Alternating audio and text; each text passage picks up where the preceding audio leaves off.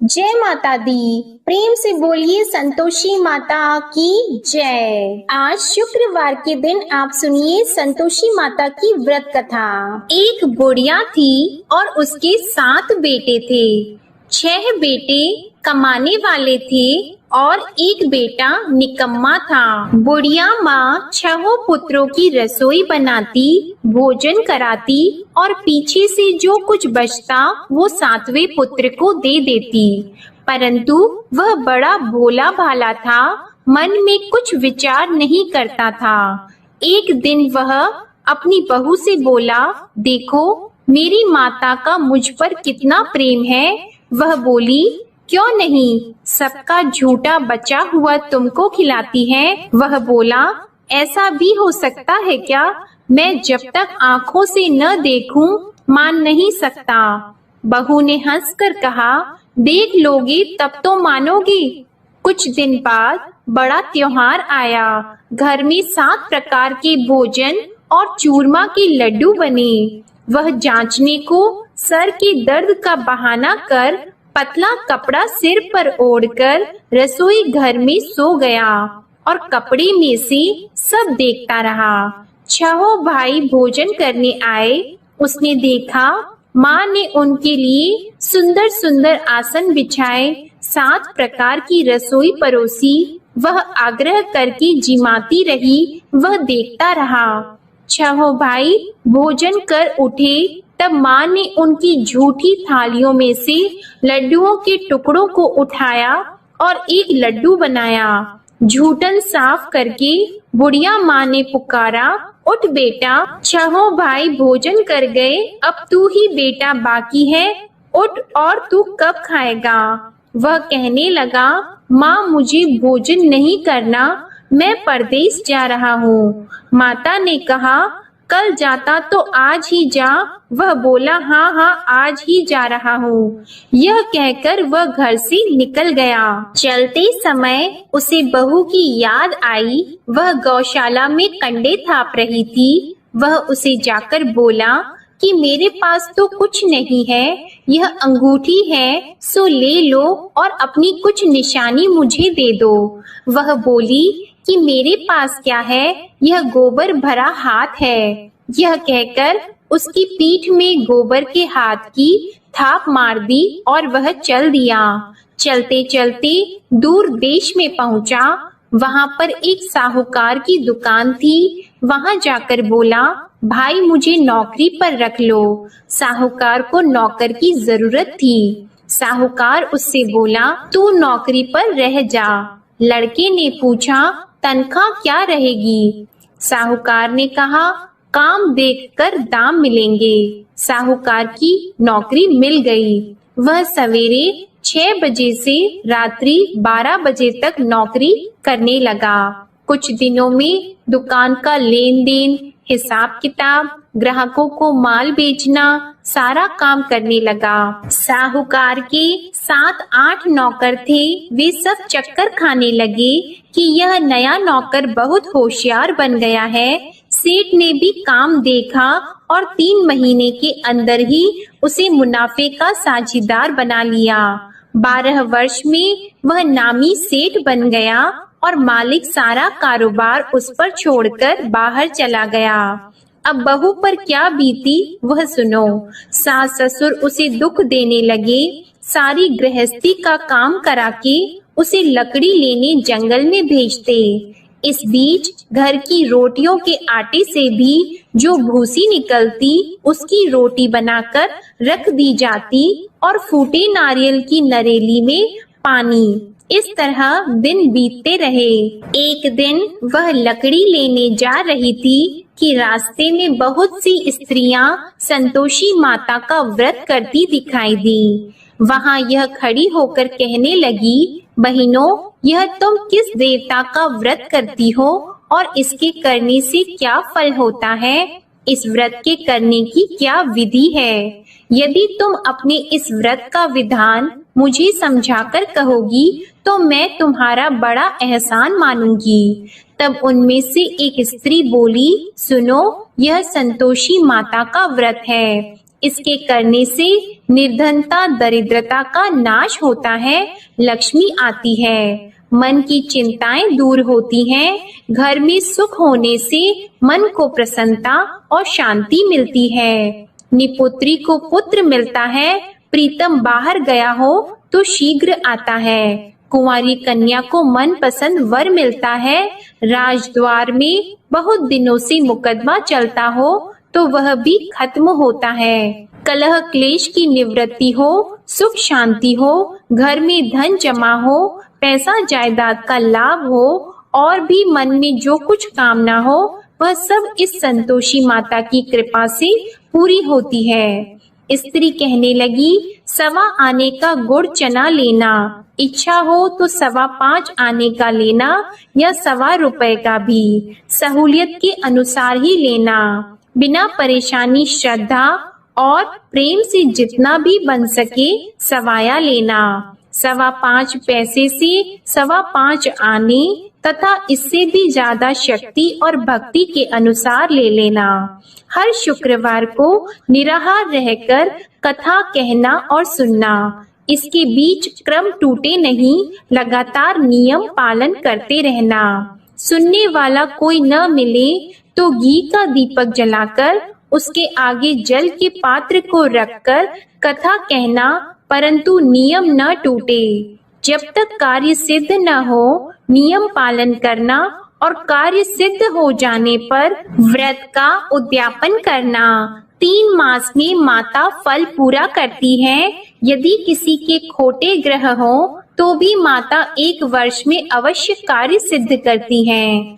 कार्य सिद्ध होने पर ही उद्यापन करना चाहिए, बीच में नहीं करना चाहिए। उद्यापन में 2.5 सेर आटे का खाजा तथा इसी अनुसार से खीर तथा चने का साग बनाना। 8 लड़कों को भोजन कराना। जहाँ तक मिले देवर, जेठ, भाई, बंधु, कुटुंब के लड़के लेना। न मिले तो रिश्तेदारों और पड़ोसियों के लड़के बुलाना। उन्हें भोजन कराकर यथाशक्ति दक्षिणा देना और माता का नियम पूरा करना। उस दिन घर में कोई खटाई नहीं बनाना। यह सब सुनकर बुढ़िया की बहू वहाँ से चल दी। रास्ते में लकड़ी के बोझ को बेच दिया और उन पैसों से गुड़ चना लेकर माता के व्रत की तैयारी करने लगी। आगे चली और सामने मंदिर है। यह सुनकर माता के मंदिर में जाकर माता के चरणों में लौटने लगी। इसके बाद वह माँ से विनती करने लगी कि हे माँ, मैं निपट मूर्ख हूँ, व्रत के नियम कुछ नहीं जानती हूँ, मैं बहुत दुखी हूँ। हे माता जग जननी, मेरा दुख दूर करो, मैं आपकी शरण में हूँ। माता को दया आई। एक शुक्रवार बीता कि दूसरे शुक्रवार को ही इसके पति का पत्र आया और तीसरे को उसका भेजा हुआ पैसा भी आ पहुँचा। यह देखकर जेठानी मुंह सिकोड़ने लगी। इतने दिनों में इतना पैसा आया, इसमें क्या बढ़ाव है। लड़के ताने देने लगे कि काकी के पास अब पत्र आने लगे, रुपए आने लगा, अब तो काकी की खातिर बढ़ जाएगी, अब तो काकी बुलाने से भी नहीं बोलेगी। बेचारी सरलता से यह कहती है कि भैया पत्र आएगा, रुपए आएंगे तो हम सबके लिए अच्छा है। ऐसा कहकर आंखों में आंसू भरकर संतोषी माता के मंदिर में आकर मातेश्वरी के चरणों में गिरकर रोने लगी। माँ, मैंने तुमसे पैसा नहीं मांगा, मुझे पैसे से क्या काम है, मुझे तो अपनी सुहाग से काम है, मैं तो अपने स्वामी की दर्शन और सेवा मांगती हूँ। तब माता ने प्रसन्न होकर कहा, जा बेटी, तेरा स्वामी आएगा। यह सुनकर खुशी से वह बावली होकर घर जाकर काम करने लगी। अब संतोषी माँ विचार करने लगी, इस भोली पुत्री से मैंने कह तो दिया कि तेरा पति आएगा, पर आएगा कहाँ से? वह तो इसे स्वप्न में भी याद नहीं करता। इसे याद दिलाने तो मुझे ही जाना पड़ेगा। इस तरह माता उस बुढ़िया के बेटे के पास जाकर स्वप्न में प्रकट होकर कहने लगी, साहूकार के बेटे, सोता है या जागता है? वह कहता है, माता सोता भी नहीं हूँ, जागता भी नहीं हूँ, बीच में ही हूँ, कहो क्या आज्ञा है। माँ कहने लगी, तेरा घर बार है या नहीं। वह बोला, मेरा सब कुछ है माता, माँ बाप भाई बहन बहू क्या कमी है। माँ बोली, पुत्र तेरी घरवाली कष्ट उठा रही है, माँ बाप उसे दुख दे रहे हैं, वह तेरे लिए तरस रही है, तू उसकी सुध ले। वह बोला, हाँ माता यह तो मुझे मालूम है, परंतु जाऊं कैसे, परदेश की बात है, लेन देन का कोई हिसाब नहीं, कोई जाने का रास्ता नजर नहीं आता, कैसे चला जाऊं। माँ कहने लगी, मेरी बात मान, सवेरे नहा धोकर संतोषी माता का नाम लेकर घी का दीपक जलाकर दंडवत कर दुकान पर जा बैठना। देखते देखते तेरा लेन देन चुक जाएगा, जमा माल बिक जाएगा, सांझ होते होते धन का ढेर लग जाएगा। अब तो वह सवेरे बहुत ही जल्दी उठकर मित्र बंधुओं से अपनी सपने की बात कहता है। वे सब उसकी बात अनसुनी करके खिल्ली उड़ाने लगे। कहीं सपने भी सच्चे होते हैं। एक बूढ़ा बोला, देख भाई मेरी बात मान, इस तरह साच झूठ कहने के बदले देवता ने जैसा ही कहा है वैसा ही करना, तेरा क्या जाता है। अब बूढ़े की बात मानकर वह नहा धोकर संतोषी माता को दंडवत कर घी का दीपक जलाकर दुकान पर जा बैठता है। थोड़ी देर में वह क्या देखता है कि देने वाले रुपया लाए, लेने वाले हिसाब लाए।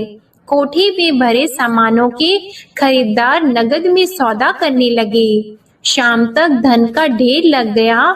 मन में माता का नाम लेकर प्रसन्न होकर घर जाने के वास्ते गहना कपड़ा सामान खरीदने लगा। यहाँ के काम से निपट घर को रवाना हुआ। उधर बहू बेचारी जंगल में लकड़ी लेने जाती है। लौटते वक्त माताजी के मंदिर पर विश्राम करती है।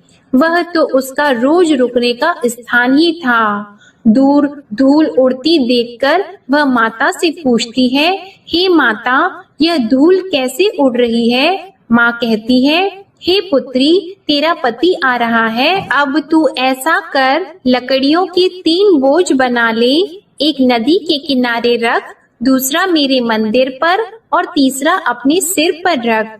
तेरे पति को लकड़ी का गड्ढा देकर मोह पैदा होगा, वह यहाँ रुकेगा, नाश्ता पानी बनाकर खाकर माँ से मिलने जाएगा। तू लकड़ी का बोझ उठाकर जाना और बीच चौक में गड्ढा लाकर 3 आवाजें जोर से लगाना। लो सासू जी लकड़ियों का गड्ढा लाई हूँ, भूसी की रोटी दो, नारियल के खोपड़े में पानी दो, आज कौन मेहमान आया है। माँ की यह बात सुनकर वह बहुत अच्छा माताजी कहकर प्रसन्न मन होकर लकड़ियों के 3 गट्ठे ले आई।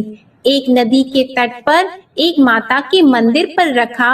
इतने में ही वह मुसाफिर आ पहुंचा। सूखी लकड़ी देखकर उसकी इच्छा हुई कि अब यहीं निवास करें और भोजन बनाकर खा पीकर गांव जाएं। इस प्रकार भोजन बनाकर विश्राम लेकर गांव को गया। उसी समय बहू सिर पर लकड़ी का गट्ठा लिए आती है। उसे आंगन में डालकर जोर से 3 आवाज देती है, लो सासू जी लकड़ी का गट्ठा लो, भूसी की रोटी दो, नारियल के खोपड़े में पानी दो, आज कौन आया है। यह सुनकर उनकी सास अपने दिए हुए कष्टों को भुलाने हेतु कहती है, बहू ऐसा क्यों कहती हो, तेरा मालिक ही तो आया है, बैठ मीठा भात खाकर कपड़े गहने पहन। इतने में आवाज सुनकर उसका स्वामी बाहर आता है और अंगूठी देखकर व्याकुल हो जाता है। माँ से पूछता है, माँ यह कौन है। माँ कहती है, बेटा ये तेरी बहू है, आज 12 वर्ष हो गए जब से गया है, तब से सारे गांव में जानवर की तरह भटकती फिरती है, काम काज घर का कुछ करती नहीं, 4 समय आकर खा जाती है। अब तुझे देखकर भूसी की रोटी और नारियल के खोपड़े में पानी मांगती है। वह लज्जित होकर बोला, ठीक है माँ, मैंने इसे भी देखा और तुम्हें भी, अब मुझे दूसरे घर की चाबी दो तो मैं उसमें रहूंगा। ठीक है बेटा, जैसी तेरी मर्जी। यह कहकर माँ ने चाबी का गुच्छा उसे दे दिया। उसने लेकर दूसरे कमरे को खोलकर सारा सामान जमाया और एक दिन में ही वहां राजा के महल जैसा ठाट बाट बन गया। अब क्या था, वह सुख भोगने लगी। इतने में अगला शुक्रवार आया। उसने अपने पति से कहा, मुझे माता का उद्यापन करना है। उसका पति बोला, बहुत अच्छा, कर लो, अपनी खुशी से यह भी कर लो। तुरंत ही वह उद्यापन की तैयारी करने लगी। जेठ के लड़के को भोजन के लिए कहने लगी। उसने मंजूर किया, परंतु पीछे जेठानी अपने बच्चों को सिखाती है, देखो भोजन के समय सब लोग खटाई मांगना, जिससे इसका उद्यापन पूरा ना हो। लड़के खाना खाने आए, खीर पेट भरकर खाई, परंतु बात याद आते ही कहने लगे, हमें कुछ खटाई खाने को दो। खीर खाना हमें भाता नहीं, यह देखकर अरुचि होती है। बहू कहने लगी, खटाई किसी को नहीं दी जाएगी, यह तो संतोषी माता का प्रसाद है। लड़के उठकर खड़े हुए और बोले, पैसे लाओ। भोली बहू कुछ जानती नहीं थी, सो उन्हें पैसे दे दिए। लड़के उसी समय उठकर इमली लेकर खाने लगे। यह देखकर बहू पर माता ने कोप किया। राजा के दूत उसके पति को पकड़कर ले गए और जेठ जेठानी मन माने खोटे वचन कहने लगे। लूट लूट कर धन इकट्ठा कर लाया था, सो राजा के दूत उसे पकड़कर ले गए हैं। अब सब मालूम हो जाएगा जब जेल की रोटी खाएगा। बहू से यह वचन सहन नहीं हुआ। रोती रोती माता के मंदिर में गई और बोली, हे माता, तुमने यह क्या किया? हंसाकर क्यों रुलाती हो? माता बोली, पुत्री, तूने उद्यापन करके मेरा व्रत भंग किया, इतनी जल्दी सब बातें भुला दी। वह कहने लगी, माता, भूली तो नहीं हूँ, न कुछ अपराध किया है, मुझे तो लड़कों ने भूल में डाल दिया। मैंने भूल से उन्हें पैसे दे दिए, मुझे क्षमा करो माँ। माँ बोली, ऐसी भी कहीं भूल होती है? वह बोली, माँ मुझे माफ कर दो, मैं फिर तुम्हारा उद्यापन करूंगी। माँ बोली, अब भूल मत करना। वह बोली, अब भूल नहीं होगी माता, अब बताओ वे कैसे आएंगे? माँ बोली, जा पुत्री, तेरा मालिक तुझे रास्ते में ही आता मिलेगा। वह निकली, रास्ते में पति आता मिला तो उसने पूछा, तुम कहाँ गए थे? वह कहने लगा, इतना धन जो कमाया है उसका टैक्स राजा ने मांगा था, वह भरने गया था। वह प्रसन्न होकर बोली, अच्छा हुआ, अब घर चलो। कुछ दिन बाद फिर शुक्रवार आया तो वह बोली, मुझे माता का उद्यापन करना है। पति ने कहा, कर लो। वह फिर जेठ के लड़कों से भोजन को कहने लगी तो जेठानी ने एक दो बातें सुनाई और लड़के सिखा दिए कि तुम पहले ही खटाई मांग लेना। लड़के कहने लगे कि हमें खीर खाना नहीं भाता, कुछ खटाई खाने को दो। तो बहू बोली, खटाई खाने को नहीं मिलेगी, खाना हो तो खाओ। यह कहकर ब्राह्मणों के लड़के लाकर भोजन कराने लगी। यथाशक्ति दक्षिणा की जगह एक एक फल उन्हें दिया। इससे संतोषी माता प्रसन्न हुई। माता की कृपा होते ही 9वें मास उसको चंद्रमा के समान सुंदर पुत्र प्राप्त हुआ। वह पुत्र को लेकर प्रतिदिन माता जी के मंदिर को जाने लगी। माँ ने सोचा कि यह रोज आती है, आज क्यों न मैं ही इसके घर चलूं, इसका आसरा देखूं तो सही। यह विचार कर माता ने भयानक रूप बनाया। गुड़ और चने से सना मुख, ऊपर से सूंड के समान होठ, उस पर मक्खियां भिनभिना रही हैं। दहलीज में पैर रखते ही उसकी सास चिल्लाई, देखो कोई चुड़ैल डाकिनी चली आ रही है, लड़कों इसे भगाओ नहीं तो किसी को खा जाएगी। लड़के डरने लगे, चिल्लाकर खिड़की बंद करने लगे। बहू रोशनदान में से देख रही थी। प्रसन्नता से पगली होकर चिल्लाने लगी कि आज मेरी माता मेरे घर आई है। यह कहकर बच्चे को दूध पिलाने से हट जाती है। इतने में सास का क्रोध फूट पड़ा। वह बोली कि इसे देखकर कैसे उतावली हुई जो बच्चे को पटक दिया। इतने में माँ के प्रताप से जहाँ देखो वहाँ लड़के ही लड़की नजर आने लगे।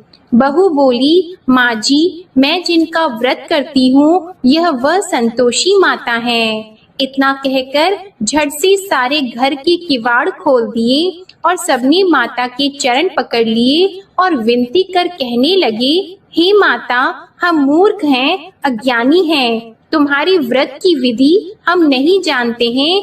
तुम्हारा व्रत भंग करके हमने बहुत बड़ा अपराध किया है। हे माता, बहू को जैसा फल दिया वैसा सबको देना। जो भी यह कथा पढ़ेगा या सुनेगा उसके सभी मनोरथ पूर्ण होंगे। प्रेम से बोलिए संतोषी माता की जय। आइए अब सुनते हैं संतोषी माता की आरती। जय संतोषी माता मैया, जय संतोषी माता, अपने सेवक जन की सुख संपत्ति दाता।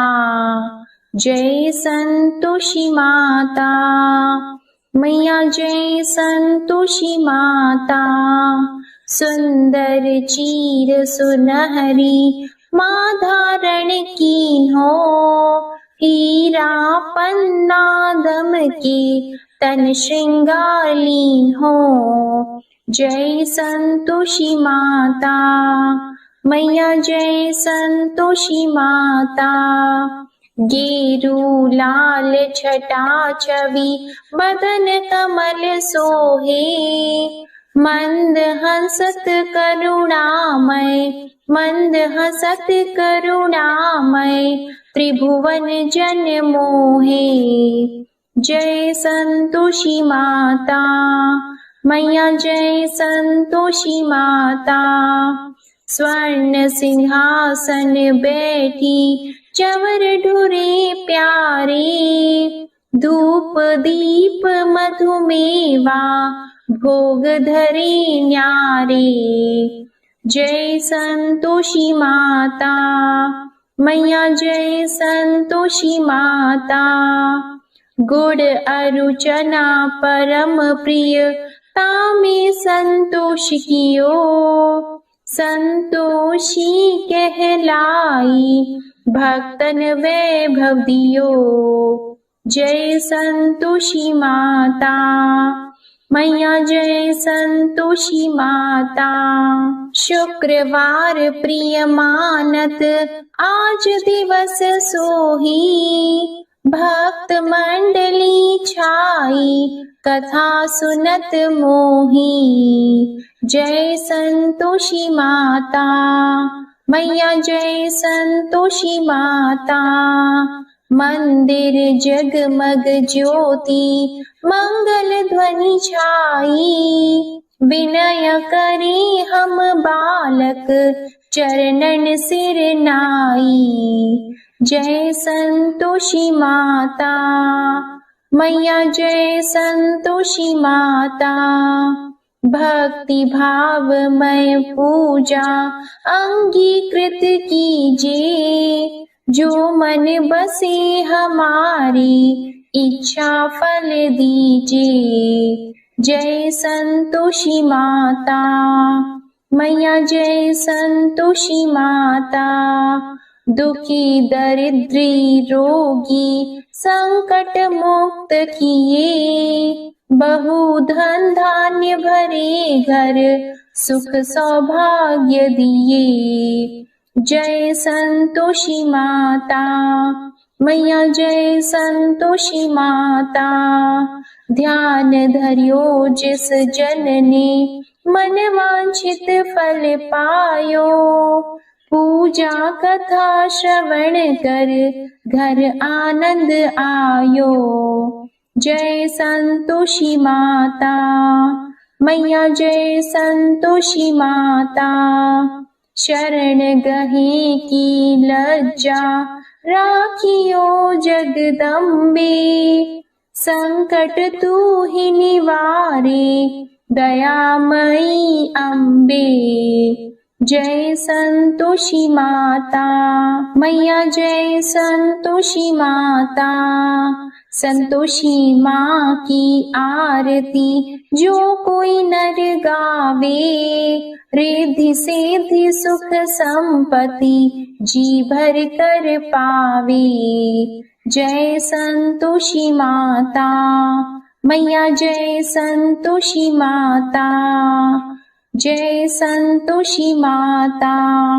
प्रेम से बोलिए संतोषी माता की जय। आपको आज की कथा पसंद आए तो वीडियो को लाइक करके चैनल को जरूर सब्सक्राइब करिएगा और कमेंट में संतोषी माता की जय भी जरूर लिखिएगा। इसी के साथ आज आप हमारे चैनल पर वैशाख मास महात्म्य की कथा और शुक्र प्रदोष व्रत की कथा भी जरूर सुनिएगा। प्रेम से बोलिए संतोषी माता की जय।